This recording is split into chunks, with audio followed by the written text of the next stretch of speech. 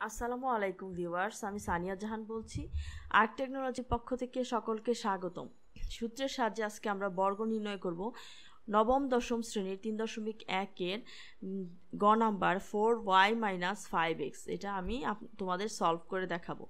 যেহেতু a - b whole স্কোয়ারের সূত্রটি এখন আমি তোমাদের দেখাবো, সেহেতু এখানে a - b হোল স্কোয়ারের সূত্রটি জানা দরকার। a square minus 2ab plus b square, যেহেতু অঙ্কটিতে দেওয়া আছে minus 4y - 5x, 4y - 5x whole square. 4yকে যেহেতু a ধরেছিলাম, তাইলে 4y হোল স্কোয়ার মাইনাস 2, সূত্রে 2 থাকবে। a হিসেবে ধরা হয়েছিল 4y এবং b হিসেবে ধরা হয়েছিল 5x, সেটা আমরা এখানে বসিয়ে দিলাম।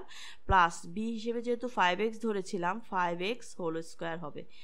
এখন আমরা দেখব যে 4y স্কোয়ারকে বর্গ করলে হয় 16y স্কোয়ার মাইনাস 2 × 4 × 5 মানে 40xy প্লাস 5-এর উপরে যেহেতু স্কোয়ার আছে 25x স্কোয়ার হবে।